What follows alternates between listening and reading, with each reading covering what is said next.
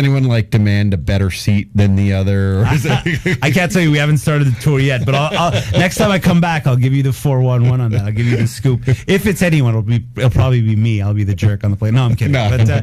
But no, I don't think anybody has that kind of feeling to them. But I'll let you know next time I come back. Just for Laughs is doing so much for comedy in this country. It's quite amazing, really, what they've done. And forget about just the festival in Montreal, which you're very familiar with, and now JFL 42. But these sort of tours that they do throughout the year, reinforcing that brand. Is this the best time? And we've had some good times for Canadian comics and stuff, but is this the best time in comedy this country's ever seen? I think this is one of the best times in comedy, period. I think right now, it's at a point where it's kind of like another golden age of comedy. There's Netflix is buying so many specials. So much comedy is accessible on YouTube. So much comedy is accessible via different mechanisms out there. The only worry sometimes is there too much out there? Is the quality going down because the numbers are going up? That sometimes you're like, okay, because some people are putting specials out every year. You're like, can't be good every year, Like back in the day, there'd be specials like Eddie Murphy had 2 specials his whole career. Richard Pryor would have like 2 or 3 specials his whole career. You'd have guys who'd have a couple of specials here and there, but they'd always be amazing. So now you're like, okay, it can't all be great. So that's the only thing I think you got to watch out for. But at the same time, it's making comedy accessible to everyone around the world. Everyone's getting to see a comedian on Netflix or on YouTube. If they're from Canada and they're doing well and they end up on one of these channels or one of these digital platforms, somebody in Malaysia can see them and become a fan of them. Who knows, right? And then it could spread, and then that's how it takes off. You had a really early special, didn't you? I had a very early special. Yeah. 2006. And was that HBO? No, 2006 was Comedy Now. Comedy Now. On CTV. Yeah. We all had one of those. But then they had, I think Pedro has one of those. and then they have... it's actually it's a whole way on how to pick up women, actually. Exactly. Exactly. It's a whole hour on that. Just be mean to them, pessimistic. and then and have a self-defeatist attitude. That does it. That always gets them. And then after that, I had an HBO Canada special. That's right. Yeah, that was in 2010. 2009, we taped in 2010, it aired. And that was the first HBO Canada special. Yeah. And I remember that vividly. Did that, and I think what Netflix is doing for a lot of these comics as we speak of, did that really help you on a different level, or would it have been sort of the same because it's about your work ethic and your routines anyway and everything? I think every step in my career helped the next step, right? It's all about, it's like all about, levels. Like you said, you just got to, just get through it and always try to progress every year. So, I had specials in Dubai. I had a couple specials there. I had a special here on HBO Canada, and before that, Comedy Now. But every step helped the next, And as soon as I had the HBO Canada special, I could have gone out and toured again in Canada. But I started writing in a different way, and I started writing for Quebec, and then I started putting my Quebec show together, and then it took off in Quebec. So I kind of neglected Canada. This is my first tour across Canada in 7 years. Oh, wow. Since that special. I hadn't been back. So it's like it's going to be great to revisit my audience. But I always usually follow my creative sense. So if I find I'm writing better for a French audience or for a British audience or for an American audience, I'll go there at that point because I'll say, I'm really interested in this, and even if it doesn't work out, I'm really passionate about it. And it usually ends up working out because I'm so passionate about it. So I never really say, I got to keep exploiting the same audience over and over for financial gain, or I never let the business guide the creativity. I always let the creativity guide the business. I'll say, what am I interested in putting together? And then I'll say, now how do I market this and get this out? It's pretty special to be such a chameleon, really, to be able to do that. That's a talent within itself. I guess. It's just, I think I learned a lot of that from, growing up in a household where my dad was an entrepreneur and did stuff like that. And, just listening to him and absorbing that as a kid, you'd always be able to get a grasp on how things work. What's it like performing in that country, Quebec, anyways? It's not a country yet. It's not a country yet. Some people think it is, but it isn't. But I love performing in Quebec. I gotta say, I was always curious about it because I lived in Montreal, and I'd see that there was this whole audience and this whole industry in Quebec, and every time I'd come home and be like, I need to try it because I've been, I consistently over the years would be writing material that was geared towards a Quebec audience and that was bilingual. And all of a sudden I'd have like an hour show, and I'm like, every time I come home I do these little bits and it's added up to an hour. Let me put this together and keep writing and have an hour and a half show and try to do something for Quebec. It'd be special, it'd be different, it'd be a different point of view, it'd be an international point of view because I'd traveled so internationally and bringing it home to Quebec. Did you ever do it in all French, Sammy? Like I did all French as well. Yeah. Is it true there's a union for the French-speaking comics in Quebec? There is a union for French-speaking comics in Quebec. Isn't that wild? Yeah. I think it's good in the beginning of your career, I think later on, not so good with why the am I dues. paying all these dues? Yeah. Like that, Do you pay dues based on income? No, I think so, Okay. yeah. So, but it's okay. The union's good. It's a union actually for Quebec comedians, but they're not always involved in every part. They're only involved in the I would say in the TV portion of it, and sometimes some live things. It's a little bit out of my grasp, but I think they have a union there, but French, so very French. So very French. we have yet to have a strike, but it'd be funny to have comedians be on strike. So They'd be the fantastic, best dude. posters for sure. Best signs ever. It would be the best post. But they do have unions. It's true. It's I hadn't thought of that. But they also have unions for interviews. You know that? Like if you're a guest on a station, there's like a minimum. Can you stop talking right now? So guys, I'm gonna go get the guest from. Can I get your number, man? Pedro, have my union. We're gonna start a revolution at this fucking place. And Pedro would be the best president because Vote he's the for most Pedro. pessimistic dude ever. He could be at the front line. This is a good thing for you. Don't worry. Depress the fuck out of every Pedro. Pedro, we love you. We're busting your balls because we love you. We want to help you get laid. That's what it is. Sugar Sammy, I don't know how much time you have, but I know you're crushing it everywhere, man. We bumped into each other a few times, and it was always like, I can't wait till we get this done. And all we try and do here is be as supportive to Canadian comedy as much as we can. And sometimes I don't even know who's listening, when they're listening, but I know that collectively we keep getting the message out there. People are missing out if they don't go and support Canadian comedy, and you're doing it so well. And you're doing it with a couple of Americans, but it's going to be an amazing 12-city tour starting on the 13th of October with Alonzo Bott and it's Gina Brillon, right? I call her Gina Brion. Gina Brion. Oh, Brion. I see. Let's ask Pedro. How do you say that? Brion. Yeah. Brion. I think you need to talk with your Spanish flair. Yeah. So where are you from? Portugal. Portugal. Oh, okay. You're one of those. We're rough around the edges. All right. Yeah, I could tell. Yeah, it's Brion. I need to work on some stuff. Or maybe just date a Portuguese girl. Yeah. Yeah. Have you dated a Portuguese woman? I've never dated any woman. Oh man. No, it's I don't know. Have you ever asked, straight up asked somebody to go on dates and stuff? Like, when's the last date you asked to go on?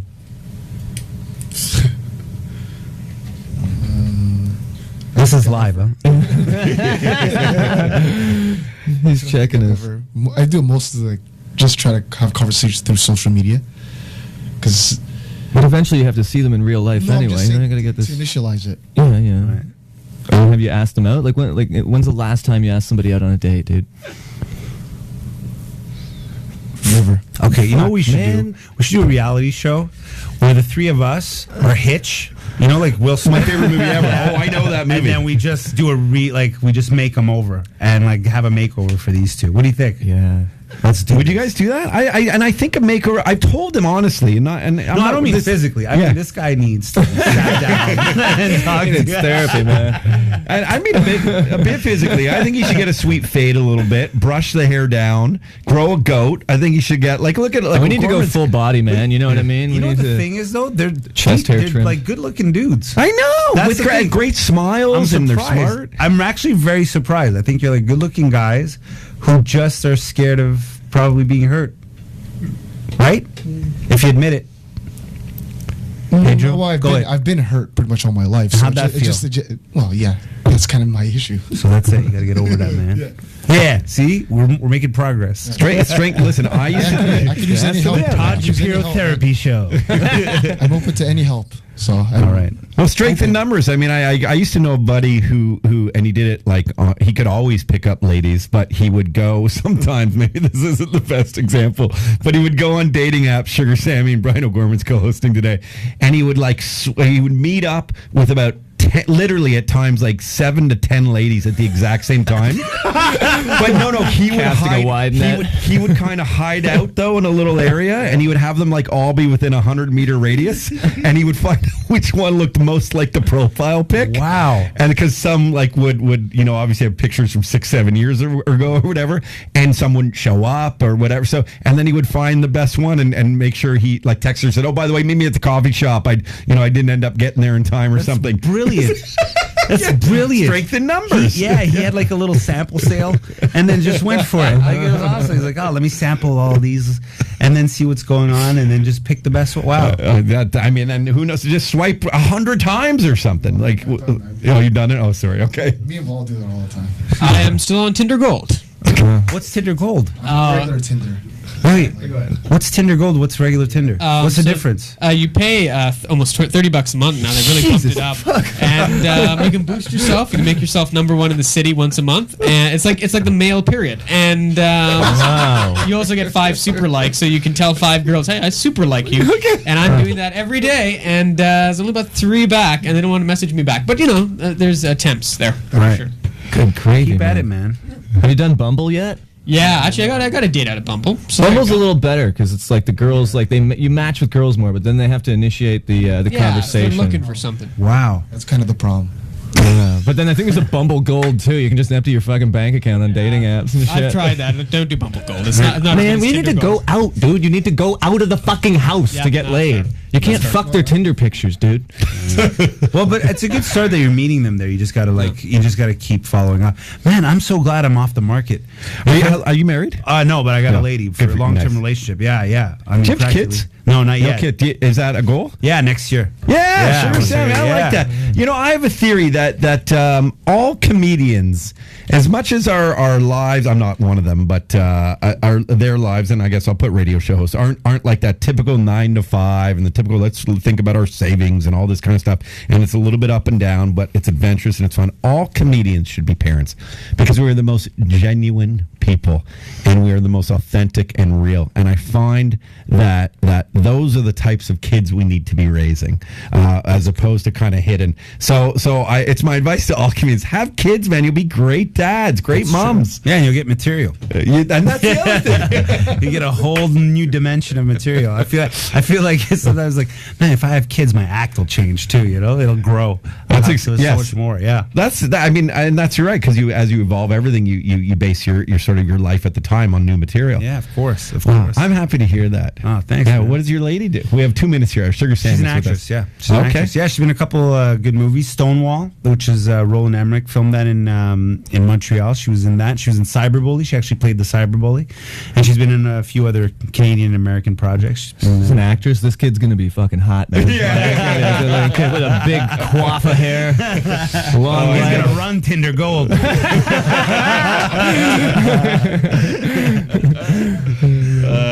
18 years from now, Pedro will be 53. Sugar Sammy's kid will help you on the market, We got to help you out, buddy. And we'll help you out. You guys are great. Bilal and Pedro, thanks for having fun with us. Sugar Sammy, I'm so happy we got to do this, and I'm so happy you're touring across Canada from British Columbia to Ontario. Tickets go on sale. Sorry, is it JFL.com? So, ha.com. Thank you so much for all your ticket information. Go and see this.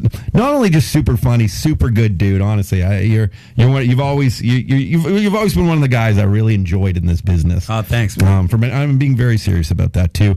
And don't forget too, he's on the tour with Alonzo Bodden and Gina Brilliant. Am I forgetting anything? That's it, man. We covered it. Yeah. Where are you living? I'm living half the year in Montreal and the other half in Paris. That's awesome. Yeah, because I'm touring France as well. Yeah, you've sold out at 7,000 shows over there or something. Close, maybe a few hundred, but it's good. I just got my start in France, so it's going well, progressing as we go. But half the year in Montreal, half the year in Paris. But even when I'm in Montreal, I'm always touring. So I've been home for the last couple weeks. It's been good to enjoy being home. Enjoying my family, enjoying my friends. You got to run in a minute here, but my wife is really wants me to take her to Paris. Can you just tell her that it's a terrible place to be? It's horrible. People are cynical, pessimistic. If you want that, just come here and hang out with Pedro. Cynical Pedro. No. It's thanks for saving me thousands of dollars. There you go. It's horrible. Stay away from Paris. It's super beautiful. Yeah, if you want to hang out and have an adventurous, getaway, go to Scarborough. Or Oshawa. Those are the places. I'm hooking you up here, man. I'm saving you tons of money. I heard the good things about the Schwiggity. Yeah. Go to the Radisson in Oshawa. I heard it's the best hotel in the modern world. That's amazing. Okay. Well, there you go. I'm talking to my wife right now personally. I don't know why. He's like, I hope she's listening. I'm scared to travel. No, and it's nothing to do with like stories or anything. It's just I'm like a homebody. Like I like just being at home or an all-inclusive. Yeah, I'm just I think it's because I'm lazy. I don't like seeing the sights, but there's so much to do. There is so much to do. However, you're right, because you're probably you seem like a guy who works hard. I feel like I know I do for myself. And when I go on vacation, when I'm taking a break, when I'm not touring, I like to be somewhere where I can relax. Yes, and not move. And maybe just enjoy breathing and relaxing, and maybe laying down and just taking it very easy. So an all-inclusive, I understand. I'm there. I'm with you. Well, Gorman, is that a guy thing? Is that how we are? The all-inclusives? Or just like doing I don't want to go on vacation to work. Yeah, see, and sightsee, and I'll look on the internet for that. I'm sort of like half work and half vacation. I don't go on vacations unless I can work there. So like every place I go to is just so I can do comedy and like hang out in weird places and stuff. Like, I was in Croatia for like a month this year. I don't even know why. I don't even like that country, but it was a ton of fun to like. Well, you're never going to be invited back. No, man, they got like some fun shows there and stuff like that. But it's just like it's depressing as hell there and stuff like that. But I find myself in weird different places like that. I find that a little bit more adventurous and more fun. But I don't know. That's just me. I'm okay with sleeping on floors and shit like that. Still, But you don't have like a long-term girlfriend. No. I did. You're single, right? Yeah, because that's single man's attitude. Yeah, I like it. Yeah. I could sit on a cockroach I was in like floor. I'll be all right. I don't know. I was like in relationships from the time I was 16 to 32, and I'm 33 now. So I've only been out of the cage for like a year. Yeah. So I'm just like I'm good for a while, man. I just want to see as much as I can see before I have to like stay in one spot for a little bit. You know what I mean? But I don't know. I think I might go to Aussie. I was just actually in Paris this year, man. And it was awesome. Then we went to Germany, did some shows too. Oh wow! I wish I was more like I had another language under the belt, because it was hard sometimes to like communicate with everybody. But there's enough people there that speak fluent American English that like they kind of can understand us and stuff like that there too. It's cool. Yeah, pretty much everywhere in the world people speak English and one other language. Pretty much everywhere I've been, and I think that's pretty good. Like, have you tried the UK as well? Yeah, I've been in the UK. I actually found like more trouble like getting people to understand like my version of English than they do in say Sweden or something like that. Because in Sweden, like they all learned English from American movies and stuff. Whereas like if you go in there like, oh, bruv, how you doing, isn't it, and whatever, they're like, what the hell is this guy talking about? Because they all learned English from Stallone movies and shit like that. So they can kind of understand us a bit better. But yeah, man, I find you're right. Yeah, it's always English and at least one other language. Sometimes it's like 12 languages. These guys are so hyper smart compared to us, Yeah. Have you tried, you've been to Germany. I think, a lot of those European countries have an English scene. And everywhere I've been, even Asia, they'll have like an expat Anglophone scene. And they're Singapore always hungry for, comedy. Malaysia, they're huge. There's actually a comedy club in Malaysia called the Crack House, run by a guy called Jonathan Atherton. It's really cool. I tour Aussie a lot, so that like those guys always jump over there, Bali, all that stuff. You know what I mean? That's some vacation show right there. Some vacation show. I'd like to do the show from there. That sounds awesome. It's awesome. Does it double as anything else after? No, man. I think you get your hands chopped off for smoking crack there. So. Yeah, but no, it's a really